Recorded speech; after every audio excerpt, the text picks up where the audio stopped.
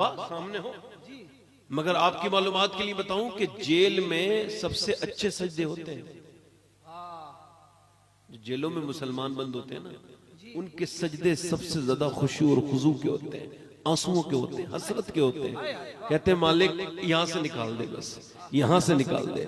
बस मेरे शेख फरमाते हैं, सोचो तो दुनिया की कैद में आए तो तुम्हें अल्लाह इतना याद आता है, और नफ्स की कैद में तुम पूरी जिंदगी हो गई, मगर आज तक तुमने रब के सामने न कहा ऐ मेरे रब इस कैद से आजाद होने वाला हूं। जरा सोचे तो कि जो लुत्फ काबे में आना चाहिए था नमाज में, वो जेल में क्यों आ रहा है? क्योंकि बंदा जेल में दिल से नमाज पढ़ रहा है। वहां कह रहा है कि जाऊंगा, खाना खाऊंगा दोपहर का और शाम का, यहां से निकलूंगा तो फिर जमजम भी पी लूंगा, मगर जेल की में नमाज पढ़ने के बाद फिर वही रहेगा।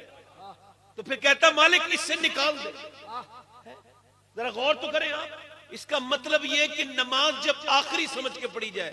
श्री सख्ती कहते हैं जुनैद बगदादी से, मेरे बेटे जब मैं नमाज पढ़ता हूं ना तो ये नियत करता हूं कि जैसे काबा मेरे सामने है। तो कहते हैं कभी कभी करम ऐसा होता है कि काबा सामने आ भी जाता है। कहते फिर जब मैं कयाम करता हूं तो ये नियत करता हूं कि मैं पुल सिरात के ऊपर और जहन्नम के ऊपर खड़ा हूं। तो फिर कांपने लगता हूं, हो सकता है कट के गिर जाऊं गुनाहों के सबब।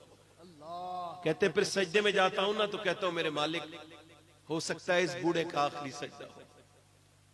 कितने थे ऐसे जिन्होंने फजर पढ़ी तो जोहर नहीं मिली, जोहर के बाद असर न मिली, और कितने तो ऐसे बदबख्त है जिन्होंने नमाजें नहीं पढ़ी, उन्हें मौत भी आ गई।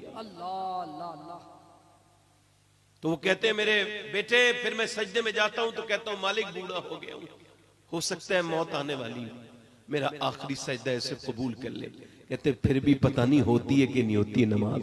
जरा मुझे बताएं आप, आज हमारी अगर नमाज बगैर आखिरी समझे लुत्फ नहीं दे सकती, तो फिर तकरीर जब तक